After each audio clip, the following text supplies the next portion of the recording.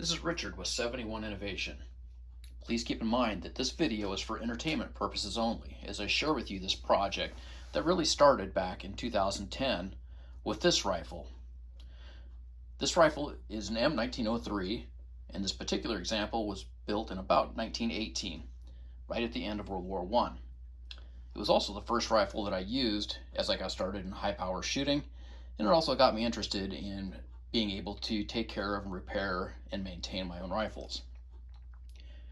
That story continued for a number of years and culminated with this fixture block that I've made that allows me to help inspect some various components in the fire control assembly for the 1903 Springfield. In particular, it'll help us take a look and understand the quality of the Sear and of the firing pin assembly. Since you're watching this video, I'll assume that you already are familiar and are interested in the M1903 rifles. As such, you probably also already know that they're considered to have one of the better trigger systems for military surplus rifles. They can be smooth and very crisp in their action, but there's also a lot of variation. Most of these rifles are more than 80 years old, up to, at the time of this video, 120 some years old. So over that time, there's been a lot of opportunity for use, misuse, and abuse of the various components that go into these. That's where as I began shooting my shooting career and shooting in competition, it became important to me to make sure that I had a really good trigger that was safe and functioned in the way that I wanted to. Thankfully, there are a lot of components that are available in the marketplace. You can pick up new fire control assemblies, and largely speaking, they're all drop-in replacements for any of the rifles across the entire timeline of the production of that rifle.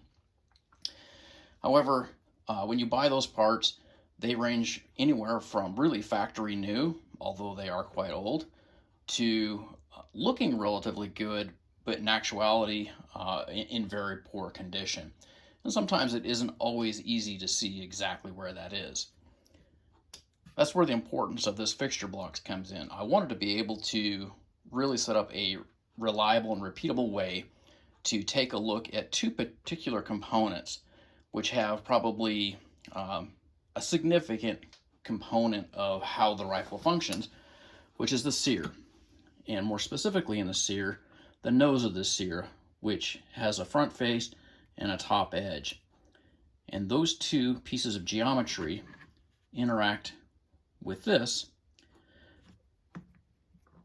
in this way to hold back the firing pin assembly, and when the Sear drops, allows this to come forward and strike the primer. On this piece, called the cocking piece back here as this part of the assembly, there's also another surface right here and a top surface here that all have to be in good working condition for the trigger system to work as intended. So let's take a look at how to use this fixture block to take a look at those surfaces and really determine to some degree of what the condition of those surfaces are. To do this, we're going to use this fixture block, which I'll talk about, a nice hard flat surface. I have a piece of cold rolled steel. It's nice and flat. A few strips of very fine, so this is 1500 grit wet dry sandpaper, and of course the components that we're going to check in, and a Sharpie. Let's start off by taking a look at the Sear. The period drawings for the Sear are very detailed, and they allowed me to create a very accurate digital 3D model replica of a Sear. And I used that model to work on the design of this fixture block. The intention is to be able to see the quality of these two surfaces of the Sear nose. And to do that, you need to be able to hold this very straight and very flat. Let me show how that's done. And again, remember, this is not a how-to video. This is strictly for entertainment purposes, showing this project that I took on. Let me get the first part set up, and the first part we're going to take a look at is on the very top of the nose of the Sear. And this is the surface that the firing pin assembly travels past. So it's important that it be very flat and very smooth. First step in this process, right now you can see it is relatively bright. We are going to add some black marker on those surfaces. And as we use this block, we will remove just that black ink, and any low spots or inconsistencies will stay black, whereas the rest of it will be scuffed off and you'll see the bright surface again. Okay, at this point you can see I've got my hard surface set up. I have the piece of cold rolled steel set on top of it, and on top of that is a strip of the 1500 sandpaper. And what I'm going to do is set the fixture over the top of it, and you can see that I have the sear set down in this notch, and there's a control screw that has that very snugly up against a nice square side, and it's free to move front and back, but there's no play laterally. So simply what you do is you hold that in position and simply draw the flat bar forward with the paper on it. And when you're finished, you can remove that and see that the ink is mostly removed. Let's take a look at a close-up of that. As you can see, top nose of that sear is now bright, and there are some inconsistencies on the front edge, but overall it isn't too bad. Largely you see a straight line on the front and back, and the top surface is all scuffed off, the ink is all scuffed off, and you're left with a pretty uniform finish. Compared to some I've seen, this is actually in pretty good shape. Let's take a look at the next surface, which is this front face. This one's important because as the sear begins to tip down as you pull the trigger, this surface is sliding down the face of this feature, and it has a lot to do with how smooth the trigger feels. You also need to make sure that there's plenty of engagement between that sear nose and the cocking piece to make sure the trigger is safe. Let's get set up for that one. Okay, in this setup, I again have the flat surface. We have our fixture. Now I have the sear set into this back notch. And again, there are some adjustment screws that allow this to fit in very perfectly up against a nice square surface, but with a little bit of up and down movement that we need so that we can make contact down here. So to do this portion, again, our paper is on the block. We set our fixture down. We set the sear into position here and hold that with our thumb. I'm applying just a little bit of downward force, and then I'm going to push this forward on this flat surface.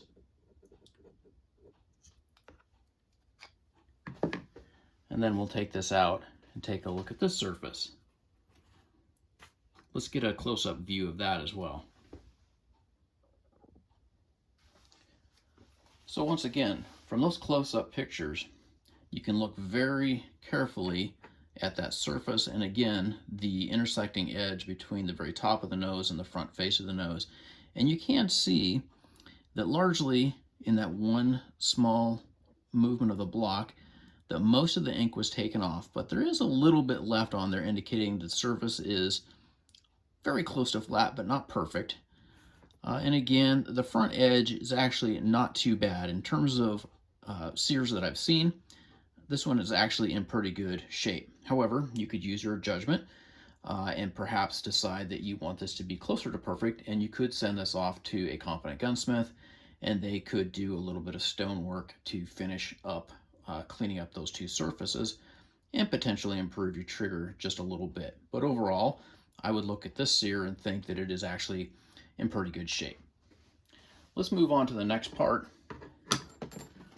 which is going to be the firing pin assembly, and specifically the cocking piece, and most specifically this section here that interfaces with the sear.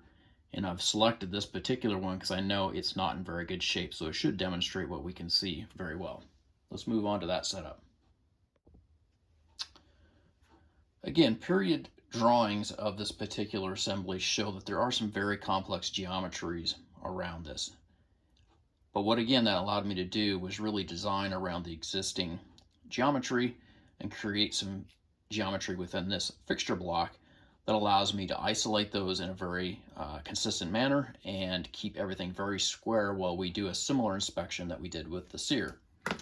And to that end, we are going to blacken that top surface and the front surface here, making sure that we get the edge all the way across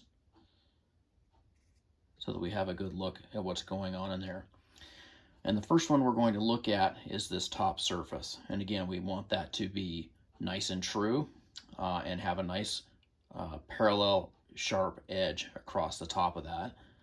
And that is important, again, because these two pieces slide across each other, and then as this goes forward, it slides past that top edge. So you want that surface to release as cleanly as possible. So to do that, we have our fixture block again. We run this whole assembly in like this. What we do is we'll turn this here for better visibility. And again, using our piece of cold roll that's nice and flat, and these two set screws that provide a nice level surface with where the top of that surface is, we will again use some sandpaper and we will move that across that surface, removing the ink, and we'll see what the condition of that top edge is.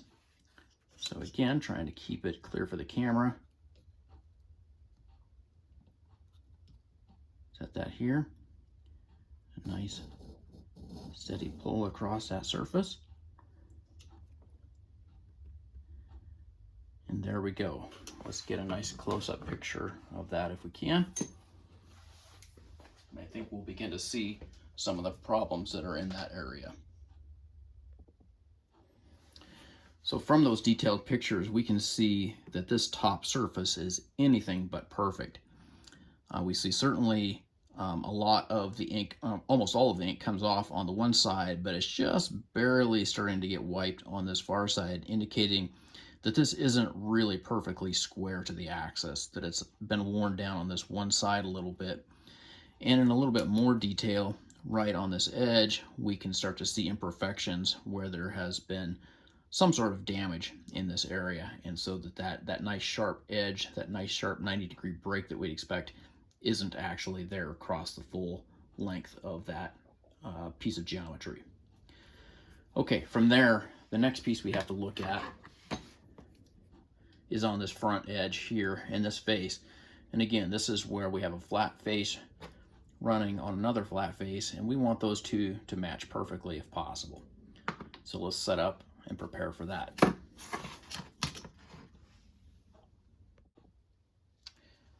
Okay, we've reconfigured the block here. I'm just setting it down on the table surface at this point. I don't need to be on the block for any of this. What we're going to use now is this piece of key stock and a narrower strip of the 1500 sandpaper. And we're going to use this flat surface here that's a little bit lower than the top deck, and it's positioned such that it aligns with the portion of this that needs to be polished and smooth and straight. So we have a nice straight edge across the back and a nice straight surface here with this piece of precision key stock.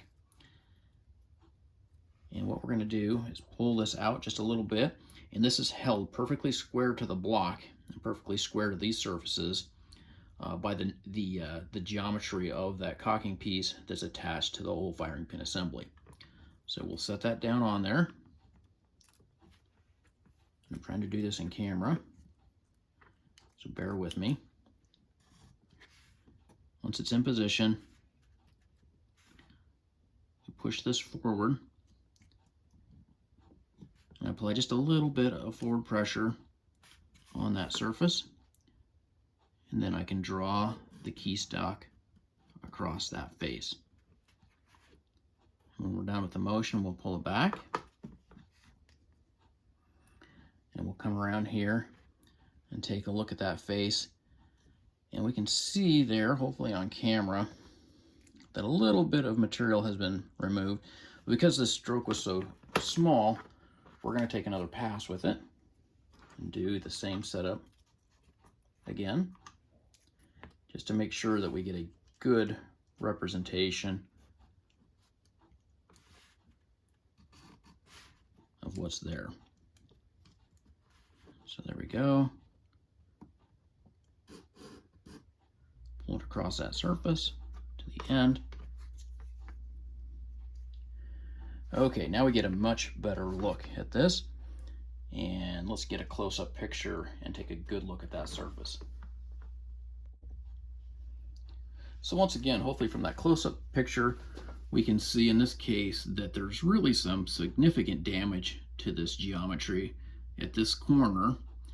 There's a fair amount of wear on the other side, indicating that it isn't very true across that face. And you can see that there's a little bit left here in the middle, so there's a little bit of dishing in there, probably from where the nose of a previous sear had been working on that somewhat.